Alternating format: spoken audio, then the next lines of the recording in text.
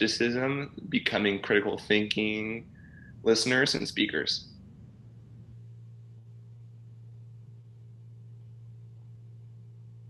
Today, our learning objectives for the class will be to identify strategies for and dangers associated with using skepticism as a critical thinking public speaker.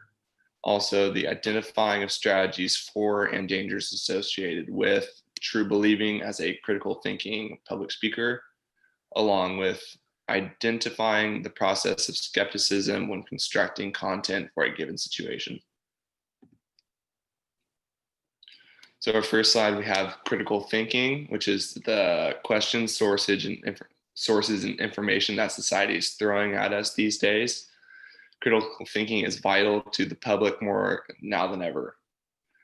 And on Twitter, there was a whopping 70% of lies and false news that are proven to be more likely to spread and reach upwards towards 15 or 1,500 people.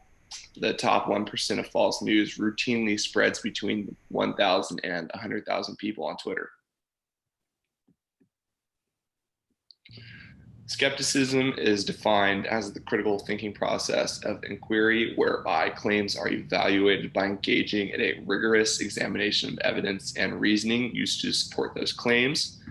Skepticism is the process for acquiring beliefs and changing them when warranted. They can be political, liberal, moderate, or conservative, and they can be devoutly religious or atheistic. And then we have true belief, which is the willingness to accept claims without solid reasoning or valid evidence, and to hold those beliefs tenaciously, even if a mountain of contradictory evidence proves them to be wrong. True belief is referred to as a closed-minded system of thought. There are dangers of true belief. The dangers of true belief are real and extensive. There are at least 3 serious harms, which are the dangers to individuals' well-being, including death, significant monetary losses, and a serious threat to maintenance and well-being of our democratic society. Many true believers are well-meaning, caring individuals who firmly believe they can help others, but good intentions and the strength and tendency of one's beliefs do not negate the serious harm they can do. True belief is a poor matter of thinking when listening to a speaker. The process of believing. Confirmation bias, searching for support. Confirmation bias can be defined as a tendency to seek information that supports one's beliefs and to ignore that contradicts those beliefs. Confirmation bias is pervasive. Individuals do not give themselves a chance to spot faulty claims from speakers because they search for and listen to assertions and information that support their beliefs, and they ignore contrary information. A one-sided search for only confirming support to bolster a belief has practical risks. Confirmation bias can leave you unprepared for strong counter-arguments and research that might be used against you in a debate or in exchange with audience members after your speech. Rationalization of disconfirmation, clinging to falsehoods, can be defined as inventing superficial, even glib alternative explanations for contradictory evidence that exposes unwarranted beliefs. True beliefs hold firmly to unwarranted beliefs by using rationalization of disconfirmation. For example, a preacher named Harold Camping adamantly predicted the rapture judgment day would occur on May 21st, 2011. He posted 5,000 billboards to announce it. When his prediction proved to be wrong, he revised the date of doom, but not essential claim. Burden of proof.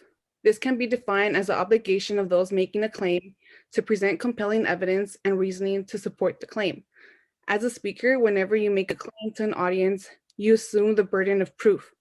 You are not being reasonable if you challenge your audience to disprove your claims that you have not sufficiently defend with logic and evidence.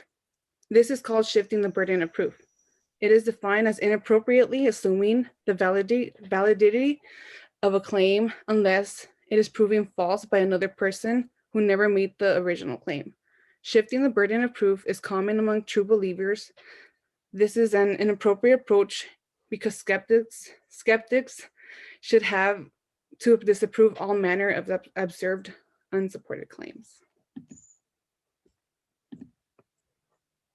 So next we have cynicism, which is a naysaying, fault-finding, and a ridiculing.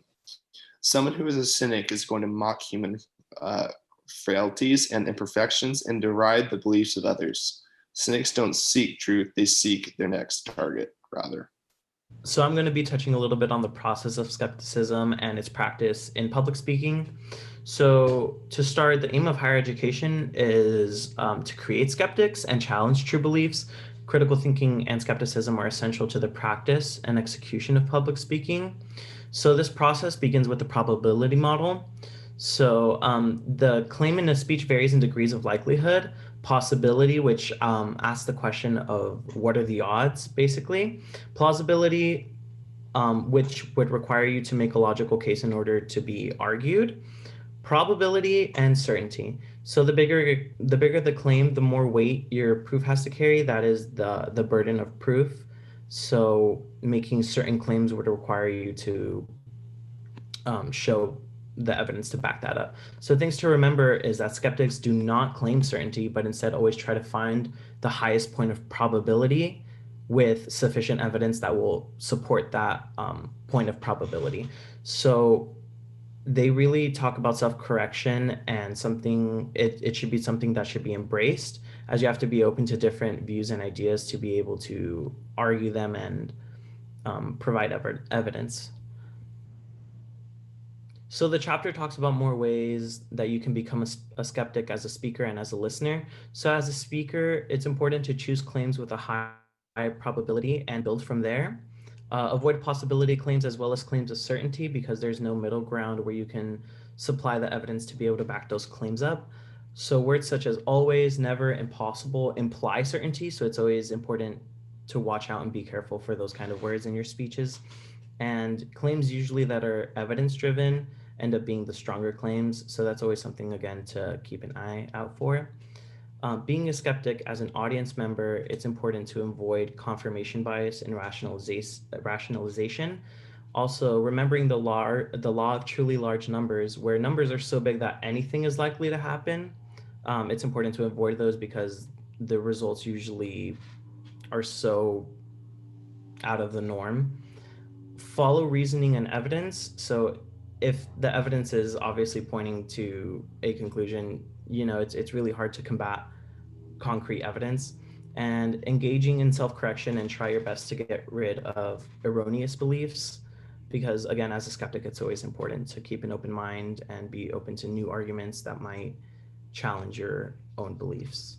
And that is the end of the presentation. Thank you guys so much for watching.